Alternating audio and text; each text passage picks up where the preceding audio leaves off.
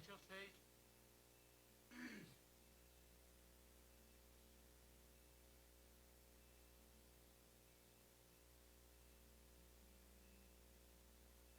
En la cruz moriste pensando en mí.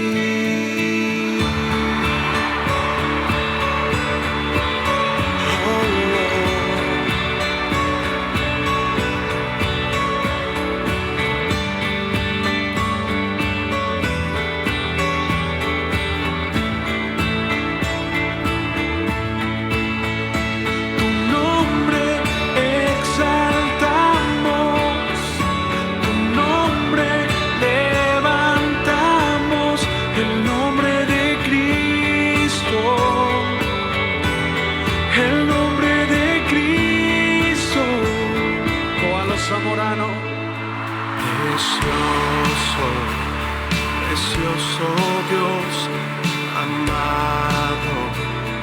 amado Señor, te adoramos, Rey de verdad, exaltamos, Príncipe de paz, hermoso Jesús, tus ojos llenos de amor, tu vida diste en la cruz, moriste pensando en mí. Tu nombre exaltamos, tu nombre levantamos, el nombre de Cristo, el nombre de Cristo. Tu nombre exaltamos, tu nombre levantamos, el nombre de Cristo, el nombre de Cristo.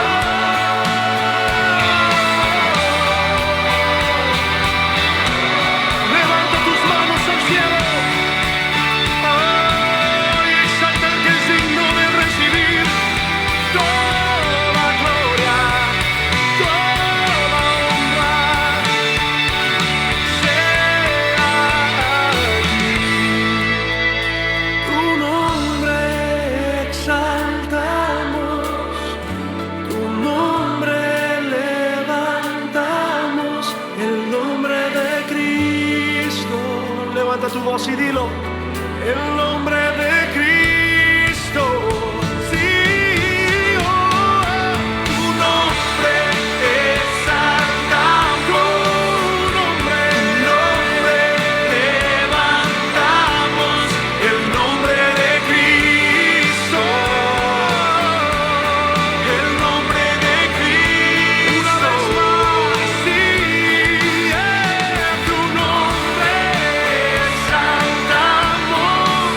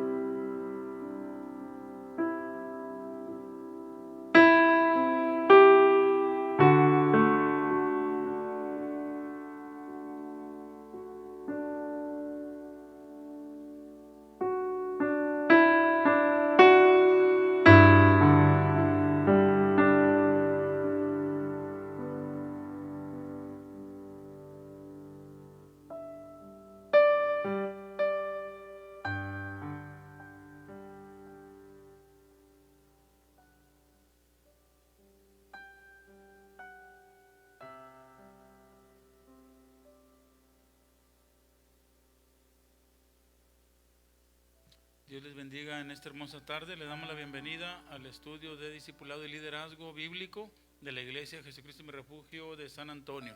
Estamos contentos y le damos la bienvenida también a las familias que están aquí en el templo, nos acompañan.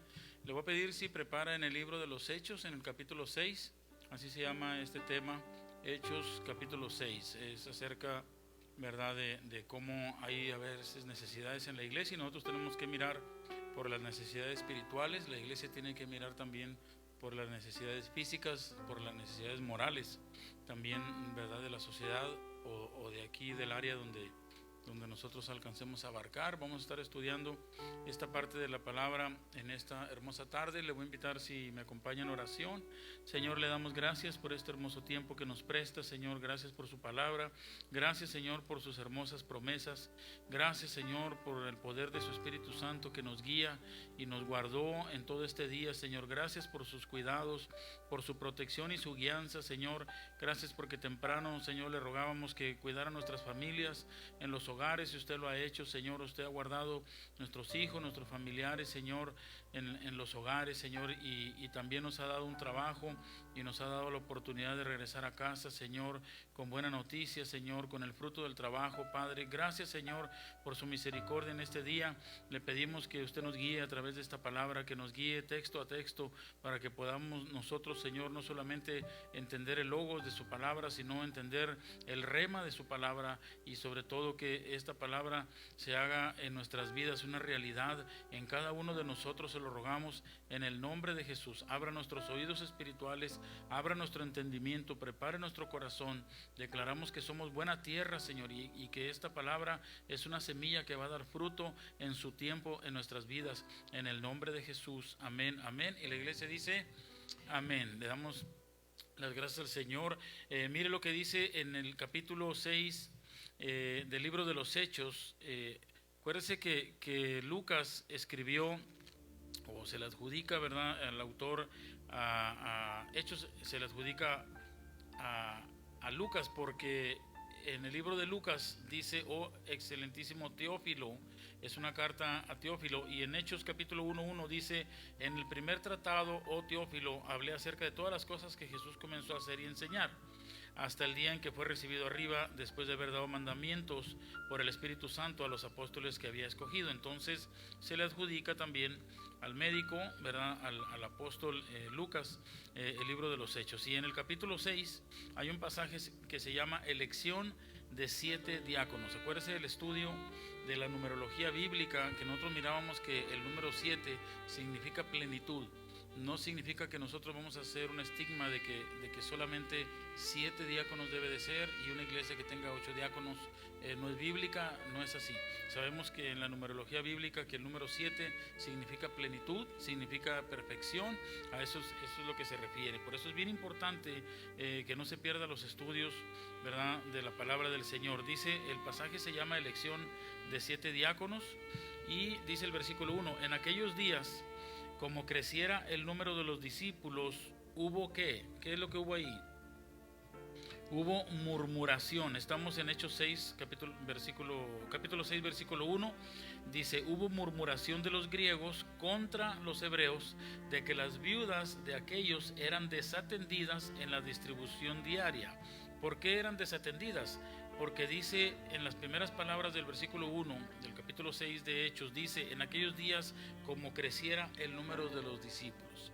Yo quiero recordarle a usted que hay varios recursos que el Señor pone para que puedan ser administrados. El recurso económico tiene que ser administrado. La palabra de Dios dice que el que va a construir, dice que se sienta y calcula, porque si no, va a quedar incompleta la obra. El recurso económico es muy importante. El recurso tiempo es muy importante. Por eso hay una ilustración que dice que 2 leñadores compitieron entre sí a ver quién cortaba más árboles.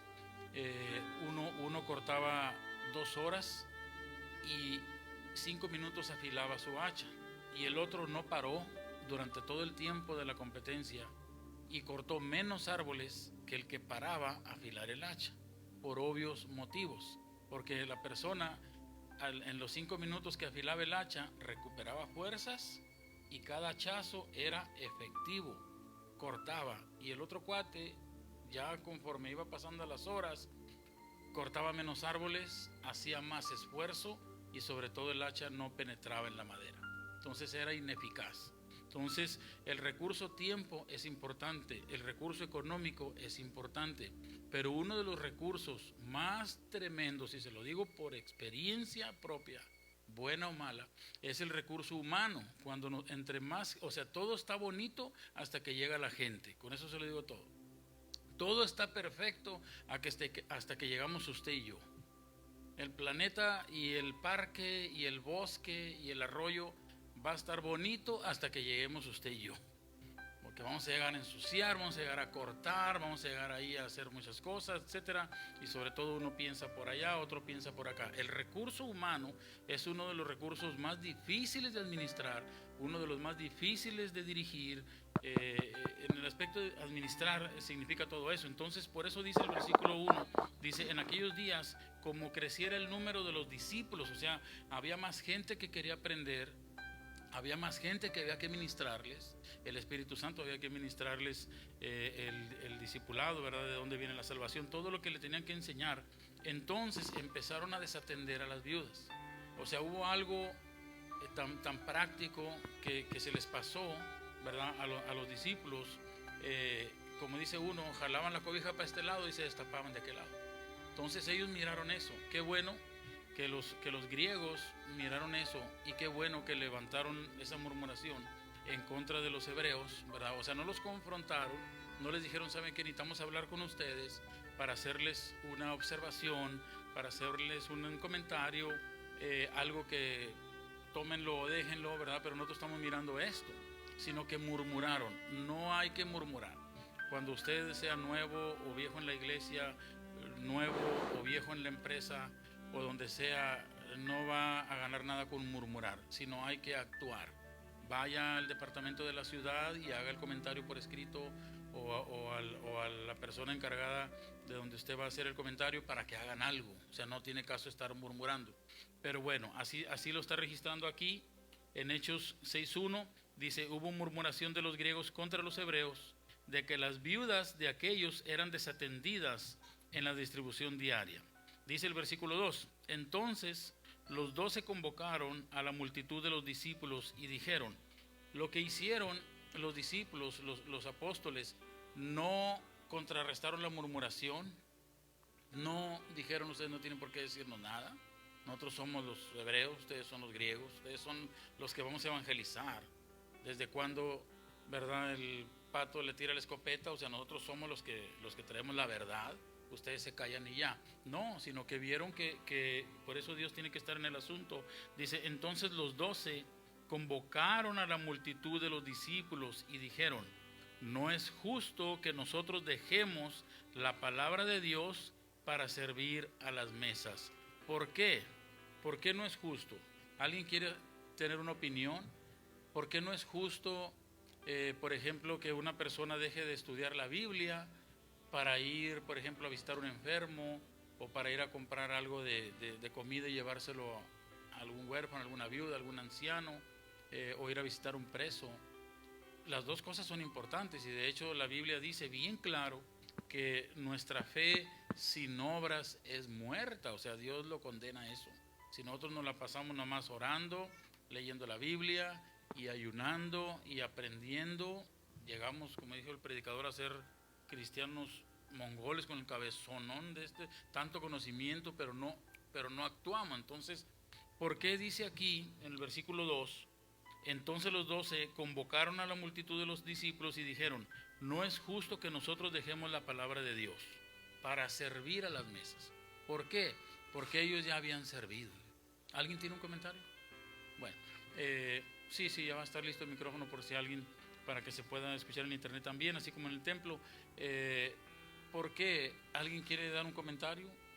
¿Por qué no está bien, verdad? Por ejemplo, que alguien haga algo práctico y deje de estudiar o de tener la comunión con el Señor.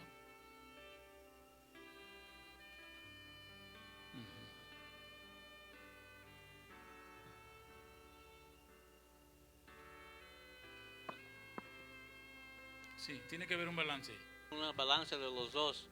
Exacto. Porque como dijeron que sin fe o hechos sin fe o fe sin hechos no es, Sí. pero si lo tienes la balanza y sabes cómo administrar la palabra y administrar las cosas que necesitan en la Exacto. iglesia, pero uno no puede hacer eso si no tiene la experiencia o la enseñanza para eso.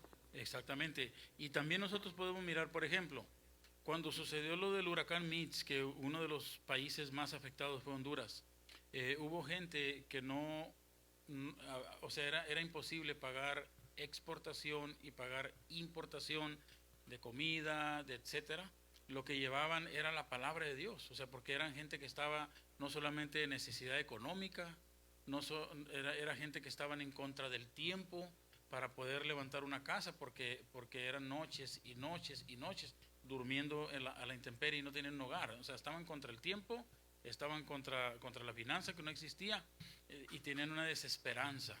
Cuando llegaba la palabra del Señor, cuando llegó la palabra del Señor, llegó un aliento, o sea, llegó una esperanza, y la gente pudo descansar igual durmiendo a la intemperie, igual sin comida todos, igual viendo la destrucción, pero con una esperanza interna. O sea, pero también hay que recalcar, como dice mi hermano Aarón, tiene que haber un balance, porque no solamente, como le digo, no la vamos a pasar solamente pura fe y nada de obras, pero también, como aquí los hebreos están diciendo, no vamos a ponernos a servir mesas para empezar, porque nunca vamos a acabar, ¿verdad? Porque ¿quién va a estar buscando la plenitud del Espíritu Santo para poder darles lo que realmente necesita?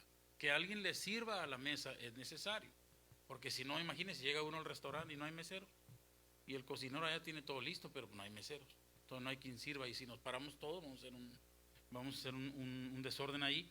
Entonces todo es importante, pero hay prioridades, y lo más importante es la palabra del Señor.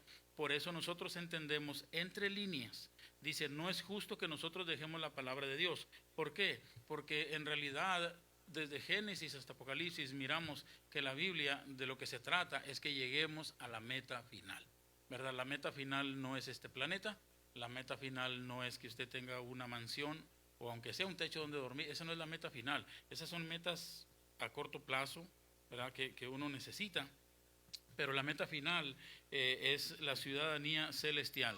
Dice el versículo 3, buscad pues, hermanos. ¿Qué significa?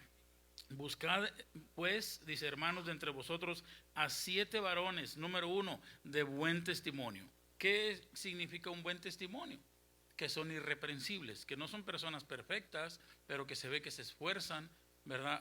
Conocemos muchos, gracias a Dios, muchos ministerios que han tenido buenos testimonios, ¿verdad? Y podemos nombrarlos, pero no queremos dejar unos afuera, otros no, pero ministerios mundiales de evangelistas, de misioneros, de predicadores que tienen testimonios intachables, que nunca han caído en un error, ni siquiera en cuestiones de andar adivinando la palabra. Ellos enseñan lo que saben, y lo que no saben no lo enseñan, esposos de una sola esposa y así. O sea, unas personas irreprensibles. Por eso uno de los requisitos para buscar personas, ¿verdad?, que sirvan a la iglesia, tomando, ¿verdad?, como el contexto del versículo 2, dice, no es justo que nosotros dejemos la palabra de Dios. ¿Qué significa la palabra de Dios? La enseñanza, la predicación, el escudriñar, el también motivar a la iglesia. ¿Sabe qué, iglesia? Tenemos un día de ayuno. Como nosotros la iglesia ayunamos los jueves, siempre se les recuerda, ¿verdad?, por texto, se les recuerda en el culto, se les recuerda en persona a persona, porque el ayuno no es ningún rudimento, ni es algo para que se exalte. El ayuno es un ejercicio para que el espíritu esté fuerte. Eso es todo. Y en el ayuno, sabe usted que hay que leer la Biblia, hay que meditar la palabra y hay que orar. Entonces por eso dice el versículo 3, buscad pues, hermanos, o sea que tuvieron que accionarse. Dice, de entre vosotros a 7 varones de buen testimonio. Acuérdense el número 7 lo que significa. Número 1, de buen testimonio. Número 2, llenos del Espíritu Santo. Cuando usted está lleno del Espíritu Santo, lo primero que usted va a tener es paz. Es lo primero que usted va a tener, es paz en su corazón, paz en su alma y paz en su espíritu. Estar confiado. Eso se va a manifestar en su hablar, se va a manifestar en sus acciones, se va a manifestar en lo primero que menciona aquí, en su buen testimonio. Cuando usted está lleno del Espíritu Santo, usted va a tener buen testimonio, porque le va a ser más fácil. Ahora dice, varones de buen testimonio, llenos del Espíritu Santo y de sabiduría. ¿Qué significa la sabiduría? La sabiduría no es la inteligencia. La inteligencia nosotros ya la tenemos. La sabiduría se adquiere. Por eso dice la Biblia, compra, adquiere sabiduría. ¿Por qué compra? Porque hay un precio. No vamos a ser sabios con puro Facebook y puro TikTok y puros videos chistosos de gente cayéndose, que para empezar eso no es chistoso. ¿Cómo vamos a agarrar sabiduría ahí? La sabiduría es aprendiendo. Ese es el 50%. Y el otro 50% de la sabiduría es experimentando. Un soldado que lleva años y años de entrenamiento teórico y ya sabe estrategias, libros y libros de estrategia militar y se sabe todo, pero nunca ha escuchado un balazo. A la hora que oye un balazo va a arrancar para allá, para la casa de su mamá, asustado porque no tiene la experiencia. Nosotros tenemos que tener experiencia para poder ser sabios. Por eso no se puede menospreciar. Un niño nunca va a poder menospreciar a un adulto, aunque el adulto no sepa prender el teléfono, aunque el adulto no sepa ciertas cosas que ellos sí sepan. Es imposible que un niño, un joven, ¿verdad?, o un adulto joven pueda menospreciar a un anciano, porque el anciano tiene sabiduría, que significa experiencia y conocimiento. Entonces dice el versículo 3, buscad pues, hermanos, de entre vosotros a 7 varones de buen testimonio, llenos del Espíritu Santo y de sabiduría, a quienes encarguemos de este trabajo. Oiga, esos requisitos parecen como para un predicador. Esos requisitos, ser lleno del Espíritu Santo, eso es para alguien que levante muertos. Pero no, era para un trabajo simple de servir las mesas. O sea, repartir entre las viudas, cuidar de los pobres, cuidar quizás del aseo, no solamente el aseo, sino el orden. La iluminación en los tiempos bíblicos tenía que llenar las lámparas con aceite de oliva para que estuvieran encendidas las antorchas. Todo eso era trabajo que hacer. Ahora, también hay otro trabajo que no se mira, que es el de intercesor. Cuando una persona está intercediendo por el pastor, por el maestro, por el misionero, por el evangelista, por el apóstol, por el profeta, la unción que tiene esa persona se debe en parte a la persona que está intercediendo y que no habla en público y que nadie sabe de él, pero están orando por usted y por mí. Entonces dice aquí la palabra del Señor, a quienes encarguemos de este trabajo. Y luego dice el versículo 4, y nosotros persistiremos en la oración. Ahí está la respuesta a los versículos anteriores. Y nosotros persistiremos en la oración y en el ministerio de la palabra. ¿Qué significa ministrar la palabra? Impartirla, explicarla, hablarla, predicarla. La palabra predicación significa anunciar. Cuando una persona predica, anuncia. Y cuando una persona enseña, explica. Es diferente. El Señor Jesucristo enseñó con parábolas, enseñó ¿verdad? Literalmente enseñó con ejemplos que él tomó, muchas cosas. Él es el maestro de maestros, y también él predicó, arrepiéntanse, ¿verdad? Decía igual que Juan el Bautista, el reino de los cielos se ha acercado, igual que Juan el Bautista, él así lo mencionaba. Y nosotros, dijeron los apóstoles, persistiremos en la oración y en el ministerio de la palabra, porque le puedo decir, y se la pasa nada más orando, y no se llena de la palabra del Señor, no va a ser el mismo efectividad. Ahora, ¿qué es lo que dice el versículo 5? Agradó la propuesta a toda la multitud. Significa que cuando unas personas están llenas del Espíritu Santo para tomar una decisión, va a caer en gracia con la demás gente. La gente no lo va a rechazar. Por eso dice el versículo 5. Agradó la propuesta, o sea, de elegir a 7 varones con esas características, a toda la multitud, y eligieron a Esteban. Yo le quiero llevar a través de estos versículos, de lo que es el 5 y el 6, a través del significado de los nombres, el significado bíblico de los nombres de estos nuevos diáconos que iban a elegir los apóstoles. El nombre de Esteban significa en el idioma griego Stefanos, y usted puede mirar en Hechos 6:8, que yo aquí lo tengo, cómo dice dice, y Esteban, lleno de gracia y de poder, hacía grandes prodigios y señales entre el pueblo. ¿Por qué? Porque en griego Estéfanos significa victorioso, significa lleno de fe, significa lleno del Espíritu Santo, y también, ¿verdad?, la palabra menciona a Esteban como el primer mártir, ¿verdad?, que tuvo la iglesia, el primer mártir cristiano. Ahora, ese es el primer nombre. ¿Alguien tiene una pregunta al respecto? Porque vamos a mirar los 7 nombres de los 7 nuevos diáconos que estaban eligiendo, ¿verdad? Estos, usted puede notar la diferencia de cómo cuando Judas traiciona al Señor Jesucristo, se quedaron en lugar de 12 discípulos o de 12 apóstoles, se quedaron 11. Entonces dice la Biblia que oraron y echaron suertes. No sé si echaron volado o no sé, algo al azar. Usaron el azar. O sea, si cae sobre este, sobre el otro o sobre Dimas, que fue el que cayó. Entonces echaron suertes, pero pidieron primero la dirección de Dios. Dios usó el azar para elegir a Dimas. Así sucedió. Entonces eligieron, pero aquí no se eligió al azar. ¿Por qué se eligió al azar? Simple y sencillamente porque Dimas y todos los demás tenían una estatura espiritual igual. Todos tenían, era bien difícil elegir, o sea, si todos hubieran estado mal espiritualmente y solamente Dimas hubiera estado capacitado, hubiera sido bien fácil, no hubiera necesitado ni orar. No, ¿sabes qué? Pues tú eres el elegido porque pues tú eres el que llenan los requisitos. Pero si tuvieron que usar el azar es porque era difícil la elección y dejaron que Dios guiara en la suerte que cayera sobre el que el Señor eligiera. Dios usó la suerte para elegir a Dimas y aquí no. Usted puede ver la diferencia, que ellos dijeron, bueno, vamos a escoger 7 personas.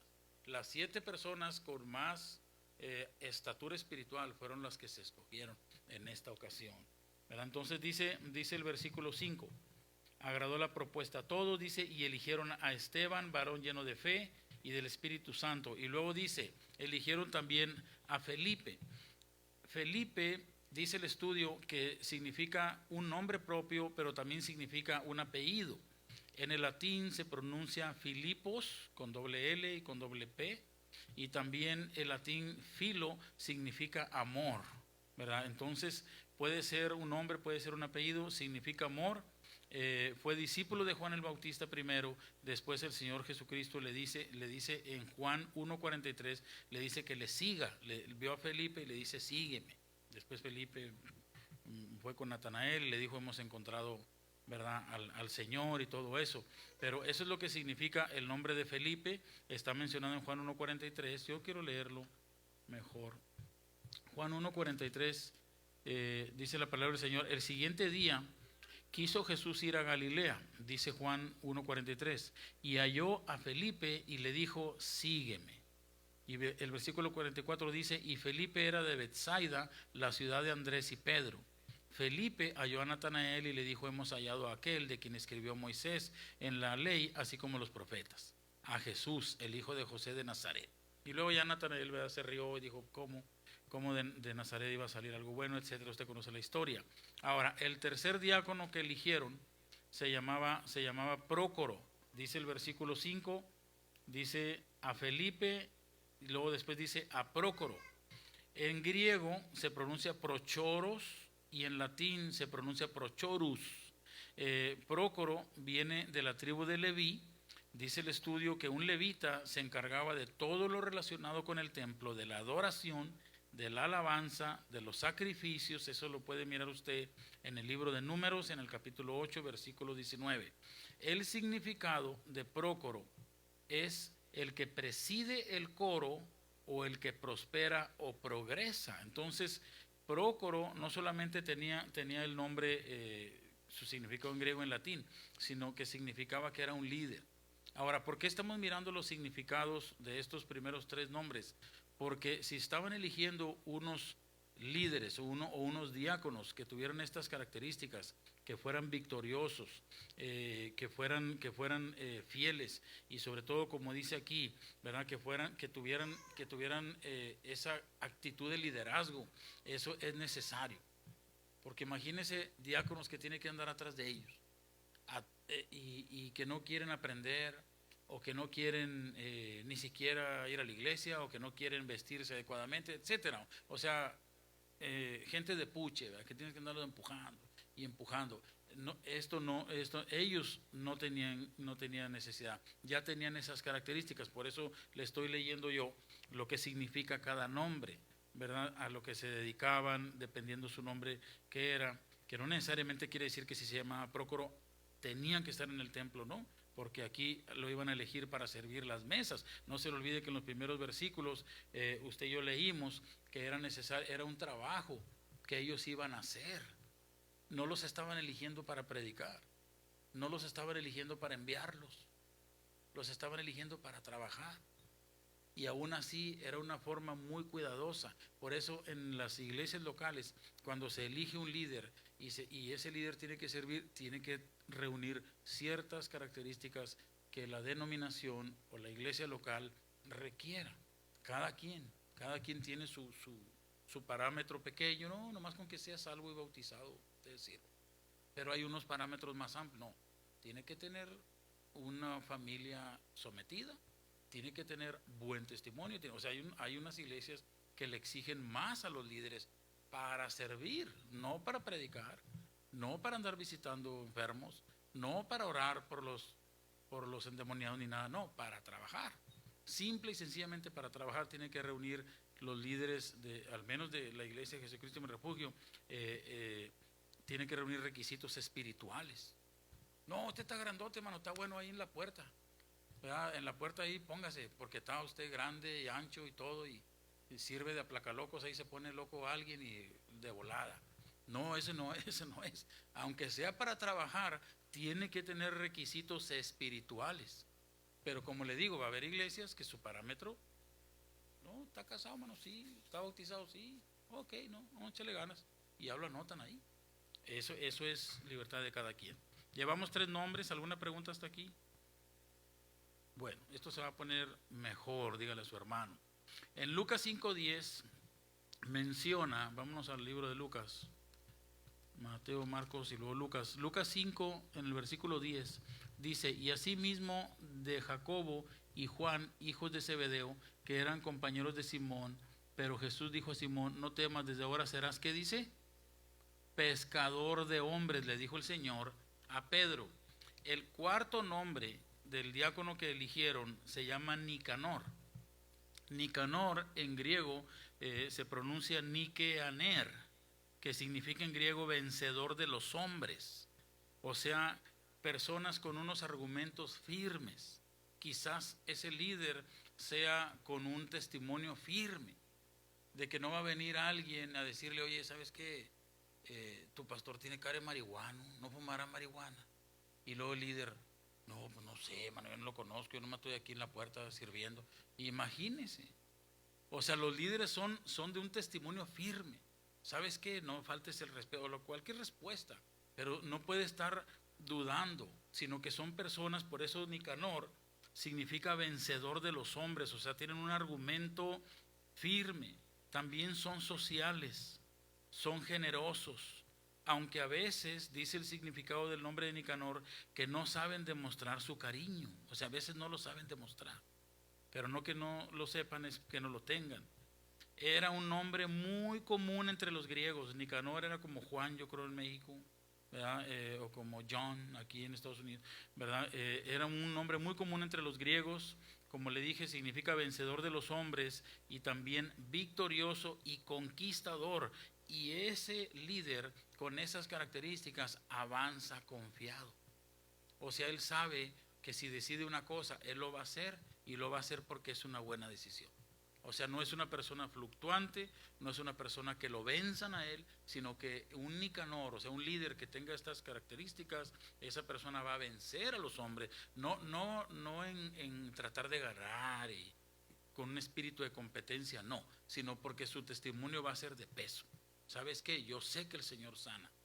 No, pero mira que no, yo sé que el Señor sana, y con una actitud firme. Eso es lo que está hablando la característica, ¿verdad?, del nombre de Nicanor.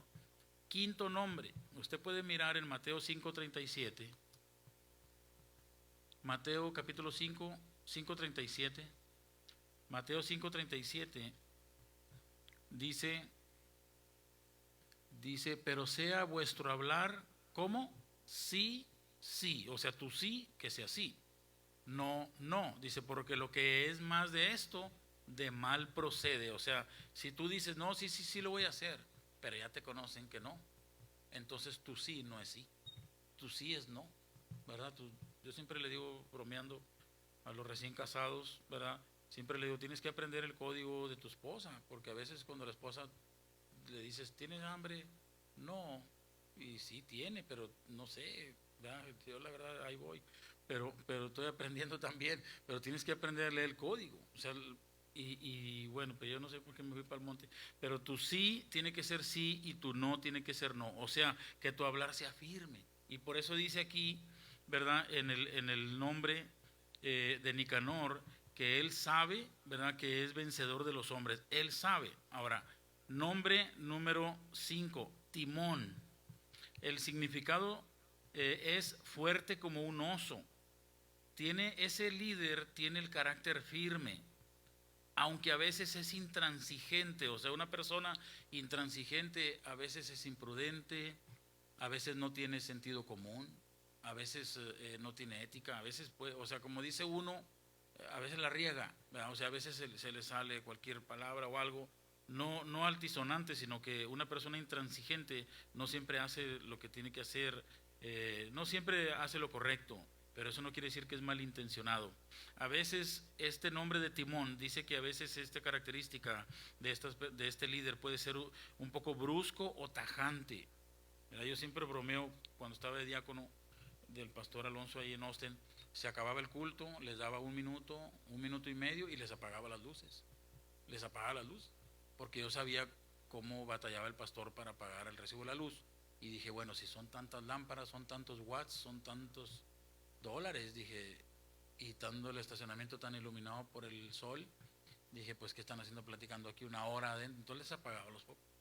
Entonces a veces el líder va a ser un poquito brusco o tajante, pero no por eso malintencionado.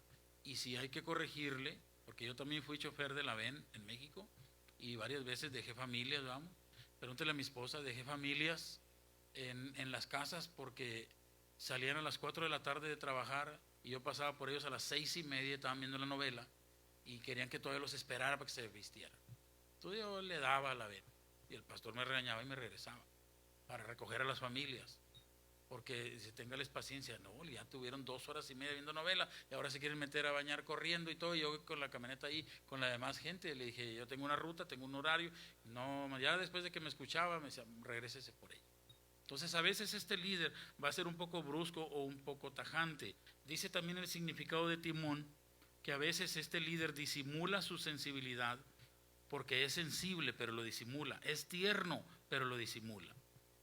Y dice que es de una sola palabra. Por eso en Mateo 5:37 nos ilustra que nuestro sí sea sí y que nuestro no sea no. Porque este líder Timón, este diácono, ¿verdad?, que fue elegido aquí por los apóstoles, era de una sola palabra. Y se necesitan líderes de una sola palabra. O sea que le sabe que sí ahí estoy, o sabe que no puedo, ¿verdad? Sabe, yo lo he dicho también en público, cuando fuimos diáconos, mi esposa y yo, del pastor Alonso por 9 años en Austin, creo que en 2 ocasiones le llamamos al pastor, sabe que llegamos bien tarde, anoche sábado, estamos molidos. Él desde las 7 está despierto, ya para las 7:30 que le hablaba, él ya estaba trajeado y todo. Y le decíamos, pastor, no vamos a estar, andamos bien cansados, no la hacemos, nos sentimos bien mal. No, está bien, descansen. Y en la tarde, como a las 12:30, 1 que se acaba el culto, pregúntale a mi esposa, llegaba con pollo, con carne asada y todo, no se enojaba. Pero ya se imagina que cada domingo le hablara, oiga, otra vez amanecimos cansados, oiga, otra vez nos desvelamos viendo la novela o lo que sea. Eso ya no era una cuestión, ¿verdad?, necesaria. Lo hicimos en los 9 años, quizás creo yo algunas 2 veces. ¿Por qué? Porque nuestro sí tiene que ser sí, y si es no, también tiene que ser no. Otra característica del mismo Timón es que puedes contar con él. Qué tremendo cuando no puedes contar con un líder. Cuando un líder no puede contar con alguien de la familia, o cuando un pastor no puede contar con un líder. Qué tremendo que tú necesitas gente y no puedes contar con ellos. O un papá necesita contar con los hijos y no cuenta con los hijos. O un hijo quiere contar con su hermano para algo. Contar con él quiere decir que si usted le pide un favor, lo va a contemplar de hacerse. No contar con él es que no, nunca puede, nunca quiere, etcétera. O sea, eso es tremendo. Y esa es una buena característica de un líder, y lo tenía Timón por el significado de su nombre. Es directo, dice también. Es franco y también puede llegar a ser autoritario. O sea, puede que se haga lo que él dice, ¿verdad? Pero por eso dice que el significado de Timón, fuerte como un oso, firme, intransigente a veces, brusco, tajante, disimula su sensibilidad y ternura, pero es de una sola palabra y puedes contar con él. Tenemos que ser líderes que rodeemos, ¿verdad?, a las familias que puedan contar con nosotros, ¿verdad?, que puedan contar con nosotros. Ahorita vamos a estar orando por mi hermano Henry Ortega. Lo digo porque no tiene Face, él me dijo que no tiene Facebook, no nos está mirando, pero Dios quiere. Y un día tuve una llamada de 1 hora, 6 minutos con él, y él me dice, para la gloria de Dios, me dice, nadie me había prestado atención, nadie me había prestado tiempo. Por eso le digo que el tiempo es un factor, que usted lo tiene que administrar, lo tiene que usar bien. Yo paré el estudio, paré de estar preparando el estudio en la tarde y le presté tiempo al hermano y me lo agradeció. Quiero yo ser una persona que usted puede contar conmigo. Amén. Pármenas, creo yo, como no tiene, mire, prócoro tiene acento porque es una palabra esdrújula, es prócoro. Yo pronunciaba Pármenas, pero no es Pármenas porque no tiene el acento en la Biblia. Dice Parmenas. Amén. ¿Cómo dice? Parmenas. Significa en griego sí se pronuncia Parmenás. En Hechos 11:23 usted va a mirar ahí las características. En Hechos 11:23 usted va a mirar en ese texto. Dice la palabra del Señor, Hechos 11:23 dice, cuando llegó y vio la gracia de Dios, se regocijó y exhortó a todos a que con propósito de corazón, ¿cómo? Con propósito de corazón, o sea, algo con pasión, ¿verdad?, con ganas. Dice, cuando llegó y vio la gracia de Dios, se regocijó y exhortó a todos, o sea, los animó a que con propósito de corazón permanecieren como fieles al Señor. El nombre de Parmenas, o en griego Parmenás, significa el que queda, o sea, el que es fiel, el que es permanente. O sea, esa persona, sabemos que en todas las iglesias católicas, mormonas, testigas, evangélicas, de todas las iglesias le llaman migración. O sea, llega la gente, se va, llega la gente, se va. Eso está escrito en libros, ¿verdad?, de los estudios de las iglesias y todo eso. La gente llega, ¿por qué? Porque es bíblico, porque la gente en días anteriores fueron alimentados por panes y por peces por el Señor Jesucristo, y días después o años después estaban gritando, crucifíquenle, ¿verdad que sí? De hecho, vamos a estar celebrando esta semana, la Semana Santa. Bueno, todo el año celebramos nosotros la resurrección del Señor. ¿Por qué? Porque no permanecieron. Parmenas significa el que queda, el que permanece. Ellos hubieran dicho, oye, cálmenla, pues si no, que no nos alimentó, éramos un montón de 5,000 personas ahí, más de 5,000 personas, y no nos alimentó, ¿por qué vamos a gritar que lo crucifiquen? O sea, pues denle chance, total, no ha hecho nada. No, se les olvidó, porque no debemos de ser ese tipo de personas, líderes que no sean permanentes y que no sean constantes, ¿verdad? Como significa el nombre de Parmenas. Es difícil tratar con líderes así. Es difícil o sea, ser miembro de la familia o lo que sea, con una persona que no es constante, que no es permanente. Dice el estudio que posiblemente pudo haber sido un helenista, que significa un judío que hablaba griego. Parmenas significa también que son responsables, que son hábiles, o sea, les puedes poner algo, lo van a hacer y lo van a hacer bien. son buenos familiares. Eso me llamó la atención porque en todas las familias, ¿verdad? Yo me he topado con gente que me dice, no, yo soy la oveja negra en la familia. Y ya cuando lo conozco digo, no, sí de veras eres la oveja negra en la familia. O sea, todos son ingenieros, arquitectos, doctores, tú y tú. O sea, ellos me dicen, en todas las familias va a haber ovejas negras, ovejas blancas, amarillas, verdes, pero Parmenas es un buen familiar. O sea, es de esas personas que puedes contar con él. No sé, usted póngale ahí los demás adjetivos. Responsables, hábiles, y su fidelidad, dice el estudio, los lleva al éxito. ¿Por qué? Por las características de que ellos son fieles. ¿Qué es lo que acaba de leer usted en Hechos 11:23? Que de corazón seamos fieles. De corazón, o sea, que le hallemos sabor a ser fiel. Que le halle usted sabor a permanecer los 3 años. ¿Cuántos años son de high school aquí? 4 años de high school, que usted permanezca fiel. Perfect attendance, ¿verdad? Se llama. Que no faltaste ni un día.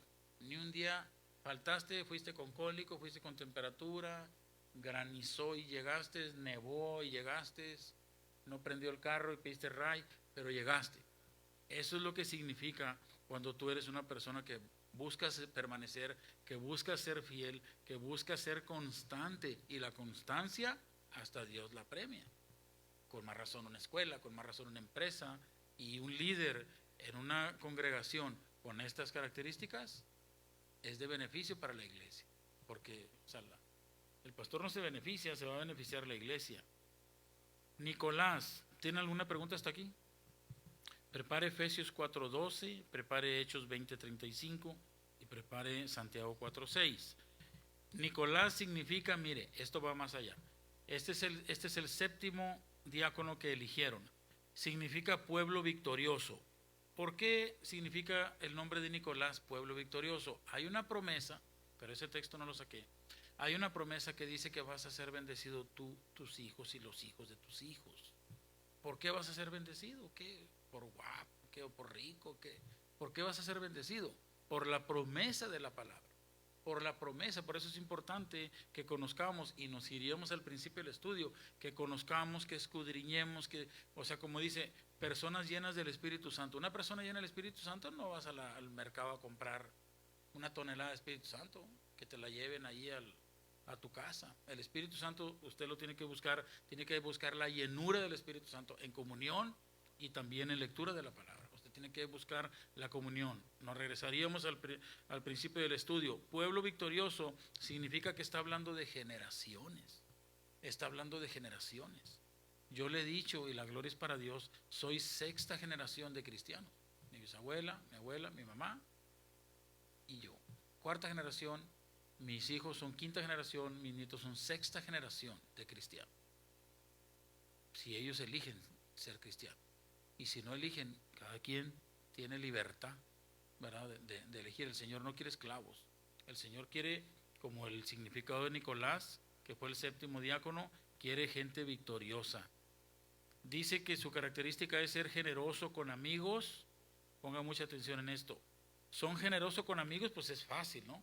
Porque es tu amigo. Tu amigo no te desea ningún mal, tu amigo no te da puñaladas por la espalda, tu amigo no te traiciona, tu amigo, ¿verdad? Es tu amigo, no esperas nada malo de él. Nicolás, o un líder, ¿verdad? Con el significado, ¿verdad? Del nombre Nicolás, es generoso con amigos, con la familia, pero también con desconocidos. Una iglesia que está formada con líderes, con características de gente generosa, no solamente con sus amigos y con su familia, sino con gente desconocida. Aunque podamos mirar la persona sin que él se dé cuenta, ¿verdad? De arriba abajo, de decir, este cuate no se ve que tenga necesidad. Y aquí han llegado al templo, nos han dicho, es que ahí a la vuelta tengo a mi esposa y necesito oxígeno y necesito $50 y nomás vamos a ir a llenar el tanque de oxígeno y vamos a venir al servicio y mire, hasta la fecha, man, hasta la fecha. Entonces no vamos a hablar de las personas, vamos a hablar de este 7º líder o diácono, Nicolás, que él es generoso con sus amigos, con la familia y también con desconocidos. No es fácil ser generoso con un desconocido. Ahora tú también tienes que poner una balanza también, ser generoso con una persona que tú sabes que va a usar tu bendición que Dios te está dando para ambiciarse o para otra cosa. Porque tú no va a decir, no va a llegar una persona, sabes que tú estás obligado a ayudarme porque tú eres cristiano y la Biblia dice que tienes que ayudar a tu prójimo, yo soy tu prójimo, estás obligado a ayudarme. O sea, ya con esa actitud ya no. Aunque lo haríamos como quiera, pero no es esa actitud. Usted tiene que poner una balanza, es decir, ¿para qué lo vas a usar? Si se va a hacer daño a él, obviamente no lo vamos a hacer. En Efesios 4:12 dice ahí cómo usa sus talentos, porque dice que uno de los significados de Nicolás es que, del nombre de Nicolás, es que usa sus talentos a favor de los demás. Y en Efesios 4:12 dice eso. Dice, el versículo 12 dice, a fin de perfeccionar, bueno, vamos a leerlo desde el 11, dice, y él mismo constituyó a unos apóstoles, a otros profetas, a otros evangelistas, a otros pastores y maestros. ¿Para qué estableció eso Dios? Dice, a fin de perfeccionar a los santos, les está diciendo a toda la congregación, para la obra del ministerio, para la edificación del cuerpo de Cristo. ¿Qué significa edificación? O sea que el significado del nombre de Nicolás, que él ayuda a sus amigos, a la familia de desconocidos, pero que sus talentos, así como dice la Biblia, los pone al servicio de los demás. ¿Sabes que yo sé hacer esto? Yo sé hacer pan de dulce, o yo sé barrer, o yo sé pintar, etcétera. Entonces se cumpliría este texto en esa persona. Cuando dice, sabes que yo soy un líder de aquí de la iglesia, pero no solamente estoy para cuidar el orden, no solamente estoy para ayudar en la limpieza, no solamente estoy para ayudar a administrar el tiempo, para administrar, etcétera, sino también, mira, tengo esta habilidad personal y si se te ofrece, yo te puedo ayudar, ¿verdad? Entonces sería una iglesia local más impactante en la comunidad, porque va a decir, no, mire, ahí hay personas, porque eso sí, si usted deja con la mano tirante a alguien, ¿qué va a decir? Que en esa iglesia, o sea, va a subrayar, en esa iglesia no te saludan. Todo lo contrario, si va al Walmart o va al Home Depot, si ahí lo ignoran y no lo ayudan y usted se tarda una hora para encontrar lo que anda buscando y casi le da un ataque pentecostal ahí, pero regresa. Ahí no dice, no vayas a ese Walmart porque ahí ni te ayudan. Jamás voy a escuchar a una persona decir eso. Jamás. Aunque a mí mismo me pase, yo no voy a decir eso. Yo lo que ando, aunque me tarde una hora y me ignoren todos y no me ayuden, consigo lo que voy a comprar, lo compro, lo pago y vuelvo otra vez. Pero no en la iglesia, ¿verdad? No me pregunte por qué, ¿verdad? Bueno, sí, mija. Yo, como una vez yo y mi familia fuimos a un restaurante y a mi tía le tocó una uña, literalmente una uña de una mujer en el taco, y ahora ya no vamos ahí y ya le llamamos a ese restaurante Las Uñas porque o sea, ahí nos encontramos la uña, o en vez de decirle el nombre del restaurante le llamamos La Uña. Exactamente, entonces, pero en la iglesia no podemos darnos ese lujo, no podemos fallar, o sea, para la gente no puede usted fallar, aunque sea así, pero contéstele salud. O sea, por eso tenemos que poner una balanza. Si vienen aquí a pedir dinero o quieren un carro regalado o para la renta o lo que sea, o sea, tenemos que ser sabios, ¿verdad? Y tenemos que aplicar lo que dice aquí, ¿verdad? El significado del nombre Nicolás, nuestros talentos usarlos para beneficio de él, ¿verdad? Para el beneficio de nuestros desconocidos, de nuestros amigos o de nuestra familia. En Efesios 4:12 dice que esos talentos y esas habilidades son para beneficio del pueblo del Señor, pero por eso el significado de Nicolás llama la atención, porque él no solamente tiene la característica de ayudar a sus alrededores, sino hasta desconocidos. Entonces una iglesia que tenga líderes así es una iglesia que nunca van a hablar mal de ella, al menos en ese aspecto. Pues si sabes que ahí ayudan, ¿verdad? No, ahí no te saludan, ahí ni vayas porque ni te saludan, no, ni te caso te van a hacer, ¿verdad? Yo quiero decir lo mismo. Hechos 20:35, mire lo que dice en el libro de Hechos. Hechos 20, en el capítulo 20, versículo 35, dice, en todo os he enseñado que trabajando así se debe ayudar a los necesitados y recordar las palabras del Señor Jesús que dijo, más bienaventurado es dar que recibir. ¿Por qué? Porque una de las características del nombre de Nicolás es que da más de lo que recibe. O sea, casi siempre se despoja.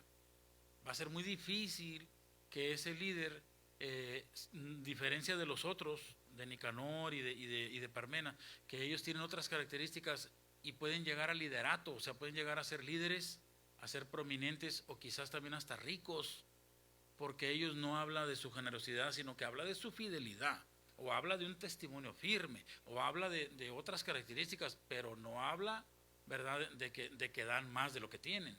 Y esta característica de este diácono, Nicolás, que lo eligieron los apóstoles, dice que él da más de lo que recibe. Esa persona quizás no va a tener muchas pertenencias, no va a tener muchas posesiones, no va a tener muchas propiedades, porque él lo que está haciendo es dejando un legado, ¿verdad?, de que los cristianos son generosos. Eso es lo que está haciendo ese líder. Entonces es importante que así como estamos nosotros aprendiendo, ¿verdad?, de que cómo se eligieron estos diáconos por los apóstoles, estamos aprendiendo los significados de los nombres, ¿verdad?, de lo que eligieron, para que lo apliquemos a nosotros, no nomás por aprender, sino también para aplicarlo. Por eso dice Hechos 20:35, dice, es más bienaventurado dar que recibir. ¿Qué es lo que dice Santiago 4:6? Si alguien lo tiene, si no yo lo leo. Santiago 4:6.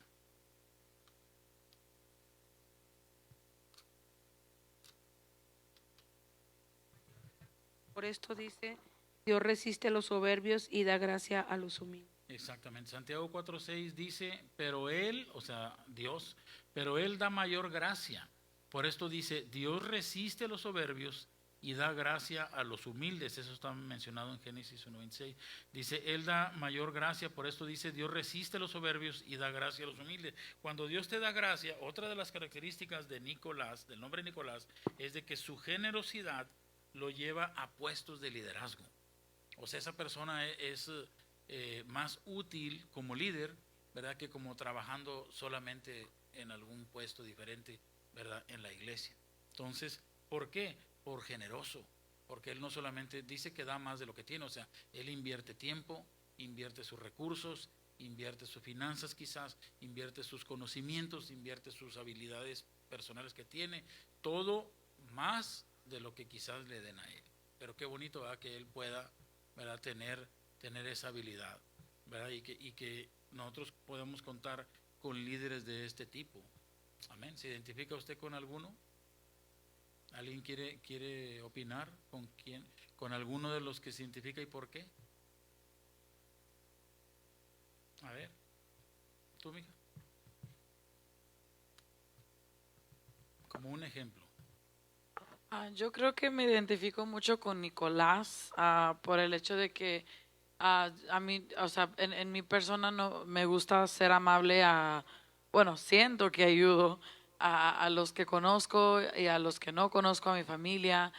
Nunca me ha costado en el aspecto financiero ayudarle, por ejemplo, si voy por la calle o lo que sea, alguien, pero un punto que dijiste que me gustó mucho. Es que tenemos que ser sabios cuando le ayudamos a un desconocido, porque, por ejemplo, si le damos a un vagabundo dinero, es muy probable que lo va a gastar o lo va a invertir en algo que no le edifica. Al contrario, lo que he aprendido es en lugar de ser generosos con finanzas cuando se trata de ellos, es mejor darles comida, para que así en lugar de invertir su dinero en algo que no les va a edificar, mejor en algo que se puedan alimentar. Yo creo que sí me identifico un poco más con Nicolás. Con Nicolás. Sí, yo mismo les he ofrecido comida a las personas que me piden dinero en lo personal y no quieren. O sea, me dicen que no, que quieren dinero. Y le digo, ¿para qué quieres dinero? No, pues es que tengo hambre, pues vamos a comprar comida. No, dame el dinero, yo la compro. Le digo, no traigo cash, no traigo la tarjeta, vámonos al Golden. Y bueno, sí, porque tenemos nosotros que elegir. Ahora, es bien importante, bueno, ¿alguien más? ¿Alguien más se identifica? O dijera, ¿sabe qué? Yo necesito mejorar en esa área, ¿verdad? Ahí me habló Dios, ¿verdad? En esa característica de este nombre, ahí me habló Dios. ¿Alguien que quiera opinar? No tenga, ¿verdad? Bueno, entonces en el versículo 7, acuérdense que estamos en Hechos 6. Hechos 6, en el versículo 1 menciona, ¿verdad?, que creció el número, etcétera, por eso aumentó el trabajo, tuvieron que elegir estos diáconos. Después en el versículo 6, en el versículo 5, usted mira cómo eligieron los nombres, ¿verdad? Timón, a Parmenas y a Nicolás, prosélito de Antioquía. Y luego dice el versículo 6, a los cuales presentaron ante los apóstoles, quienes orando les impusieron las manos. Y luego dice el 7, y crecía la palabra del Señor, y el número de los discípulos se multiplicaba grandemente en Jerusalén. También muchos de los sacerdotes obedecían a la fe. ¿Por qué? Porque los sacerdotes, según miramos nosotros en los evangelios, ellos se aferraban a las tradiciones. Nosotros somos hijos de Abraham, le decían. Nosotros no somos hijos de fornicación, le dijeron al Señor Jesucristo. ¿Sabe que eso era un insulto? Dándole a entender, nosotros no nacimos fuera del matrimonio como tú. Es lo que le estaban diciendo. Ellos se aferraban a las tradiciones, no se aferraban a la misericordia, no se aferraban a la gracia, no se aferraban a que el Señor es misericordioso y que cómo no se fueron a esa parte del Antiguo Testamento. No, ellos se aferraban a las tradiciones, por eso rechazaron a un Jesucristo pobre y a un Jesucristo débil a la vista. Pero ya cuando vieron el poder y la autoridad que él tenía, entonces entraron en su mente en conflicto. Es, no es y todo. Hasta uno de ellos, sumo sacerdote, dijo, vamos a dejarlo, no vaya a ser que estemos peleando contra el mismo Dios, dando a entender que él reconocía, y lo acusaron, tú también te vas a volver contra él, te vas a volver de los de él.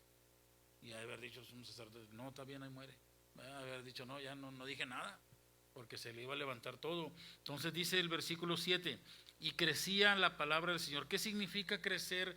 Que crezca la palabra del Señor. Lo que la iglesia quiere no son gente, lo que la iglesia quiere no son más cultos, lo que la iglesia quiere es que la gente se salve. Así como usted y yo, Dios nos salvó a tiempo, Dios nos sanó y nos sentimos perdonados y vamos avanzando. A esta hora, yo siempre le voy a decir que estamos estudiando la Biblia, están golpeando a una esposa, están abusando quizás a un niño o a una niña, alguien se está emborrachando y va a hacer algo indebido que se va a arrepentir a esta misma hora. Entonces es necesario que crezca la palabra del Señor. ¿Cómo le vamos a hacer? Tenemos que, por lo pronto, este 2021, llenar los aires de la palabra del Señor, llenar los aires por todos los medios posibles de comunicación, por escrito, personalmente, por teléfono, haga llamadas, envíe textos, publique cosas, ¿verdad?, que le sirvan a alguien. Dice una frase, quizás tú puedes ser el faro en la tormenta de alguien, así dice. O sea, puedes tú ser el faro. O sea, decir, ¿sabes qué? Eso que dijiste, no, hombre, me sirvió en el momento acertado. ¿Cómo va a saber usted cuándo enviar un texto y cuándo hacer una llamada acertada? Lleno del Espíritu Santo. Es la única manera que usted pueda hacer una llamada lleno del Espíritu Santo. ¿Cuál es la fórmula? Es otra lección. Es otro martes, ¿verdad? Cómo ser llenos del Espíritu Santo. Pero creo que usted tiene un concepto. Usted tiene quizá un concepto ya de cómo ser lleno del Espíritu Santo. ¿Alguna pregunta hasta aquí? Vamos a estar orando por algunas peticiones.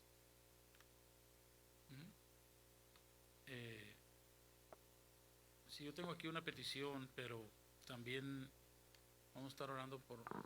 En Facebook también hay una petición para nuestra hermana Karen, que le duele mucho su estómago, por sanidad. Vamos a orar por sanidad. La mamá de la pastoradora, por el hermano Rubén, vamos a orar por sanidad.